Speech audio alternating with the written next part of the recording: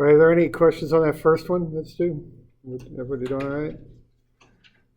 And that's, you can just calculate the weight of the column of water.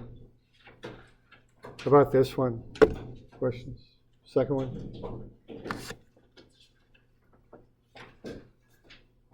You want to find the average pressure, which would be the pressure at, what, 11 feet depth? And then multiply that by the area of the dam. Watch your units get into square inches on that for the area of the dam. Okay. We're good with that? Okay. Same thing there. Average depth, 7 feet. 6 plus half of 2 makes 7. Times the area. The area is going to be 24 by 24 inches because it's PSI, pounds per square inch. So you want the area in SI, square inches. Okay.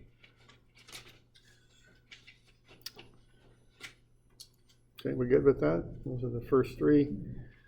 Same deal here, 18.6 foot depth, 16-inch valve. 16-inch means 16-inch diameter, so it'd be pi times 8 squared for the area, right? Going all right? Okay, and the 1.4 foot goes to the center of the pipe, correct? Correct, yeah, Okay, yeah, right. right, yeah. So center, okay, we're good. It's 4. 5, again, you got the pressure given on that one. So that's like, you know, the internal pressure in a pipeline, 8-inch valve or 8-inch blind flange, you call it. Blind flange is just like you put a flange, stick a pipe on there and you bolt a plate in and create a dead end, basically. 8-inch, again, 4-inch radius. Just remember, those round things are by diameter. That's normally how you call them out. So you want the radius. Okay. Okay, on this one, you want, you got 40 pounds. You know the area on the far side. So you can get the pressure. Force over area gets the pressure. Then the pressure times the area gets you the force you got to push with on the left.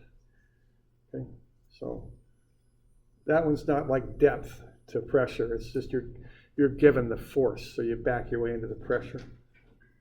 Okay, we're good with that? Any questions? Okay, all right, good.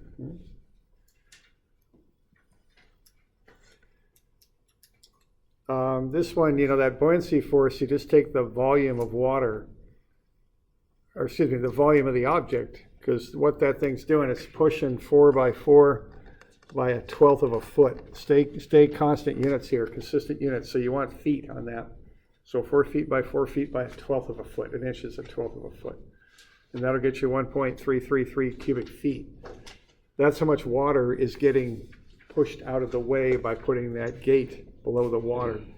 So the water is going to try and work its way back in there. So it pushes up on that thing with a force of the buoyancy of the volume times the unit weight of water, 62.4 pounds per cubic foot. So that's what's going to push back. The water you move out essentially pushes back and pushes the object up.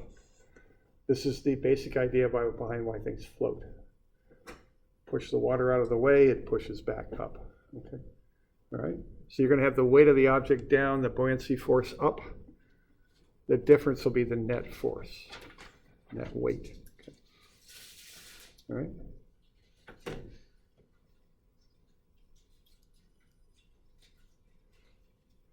Okay, this is that thrust block stuff. So the formula is F equals 2 times the pressure times the area times sine of half the angle. So what that means is you got to come up with the pressure, the area, and the angle. Okay. So the pressure, the normal pressure in that pipe is 85. As a safety factor, you factor that up by 1.5.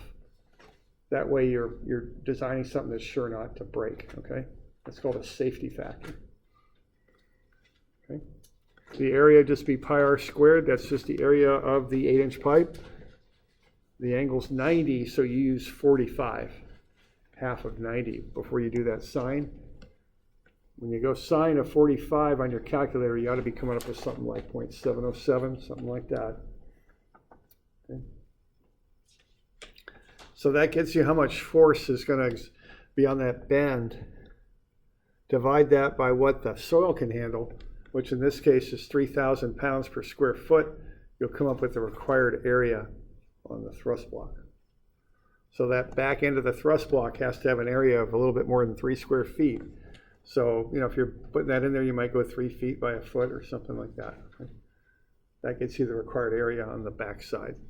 And if you remember that photo, see, that's what that inspector's doing, measuring the area, because there's a required area on that back side. So that's what the inspector's up to. Okay.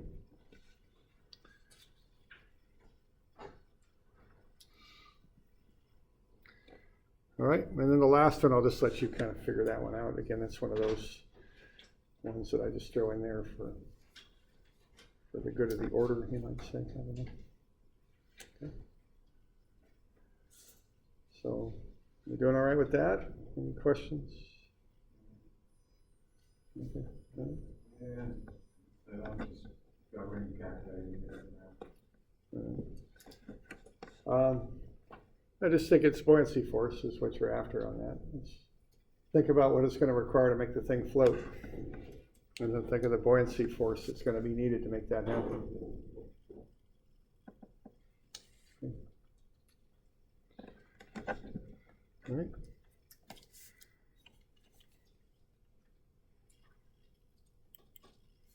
So we're good with that? Okay. All right, that's the stuff that's due today. We do have a test coming up a week from Wednesday, so I'll get you the homework that you're turning in today back to you on Monday. Let's see here.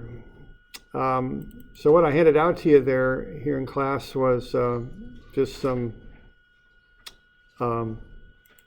review problems for that test. Okay. Oh, yeah. That's on Wednesday. Yeah, a week from today. Oh, yeah, I'll get you that. Just let me. What am I doing here? There we go.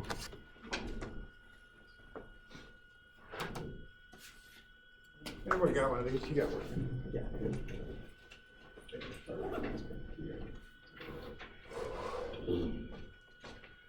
This review, I think I've got it in Moodle. And I'll get you a copy of this. I'll put it up in Moodle and hand it out Friday. I just couldn't find this one to copy it off. But here's kind of the list. It's the first 3 chapters, 6, 7, and 8. The first one is basically about density and specific gravity. That's the first chapter 6.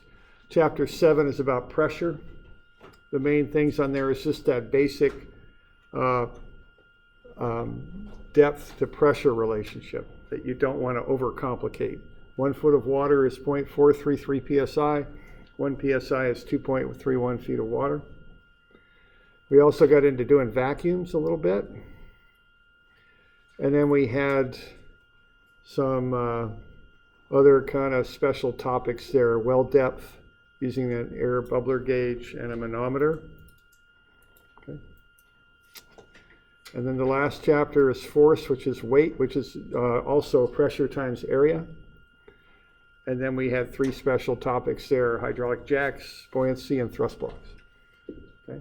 So I'll get this up in the Moodle if it's not there already, and I'll hand out a copy in class on Friday for those of you that are here on Friday.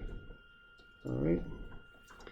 Now, what I did, I know y'all, most of you haven't had me in for a class or anything, so I figured I'd just get you some old test problems, and that's what I handed that out.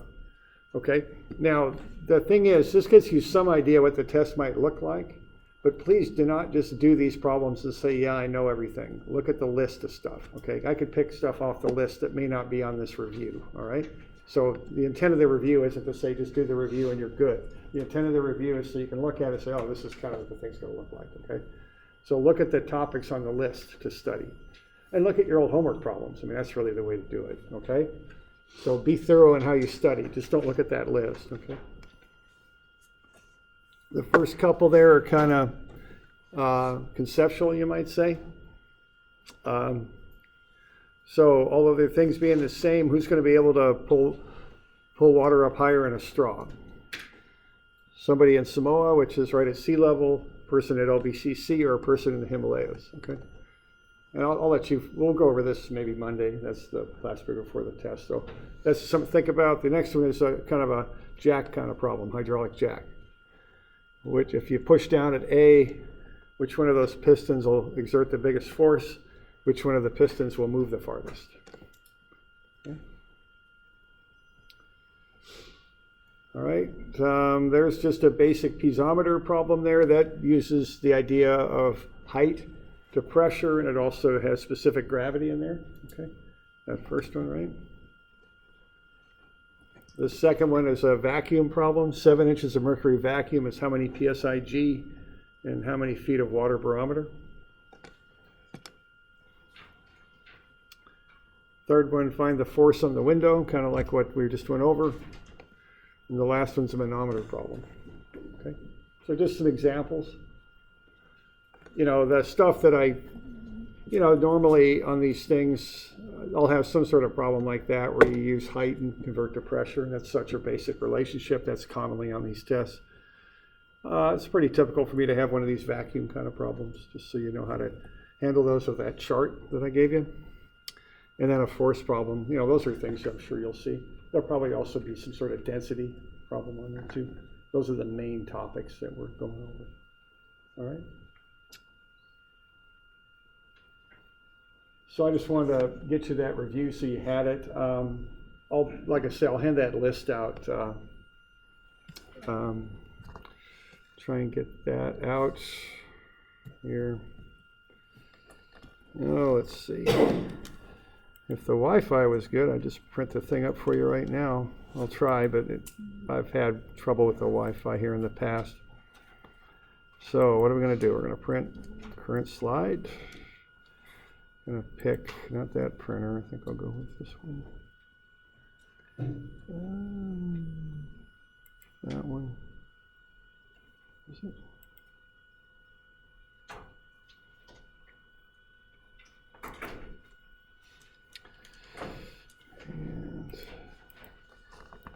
Now we'll see what happens. Okay, I'll check down there in a minute.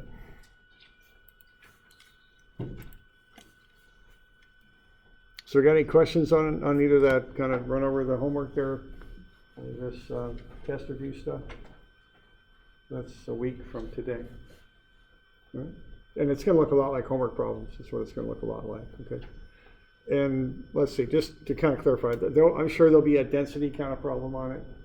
I'm sure there'll be a height to pressure kind of thing, and I'm sure there'll be a force equals pressure times area thing. I'm sure of that. Yes. What chapters is it covering? 6, 7, and 8, I think. Okay. I always got them mixed up. 6, 7, and 8, yeah. Okay. And there'll probably be one of those vacuum measurements using like that little chart on the left of your formula sheet. Okay. I'll give you a formula sheet. Remember to bring a calculator with you. Okay. All right.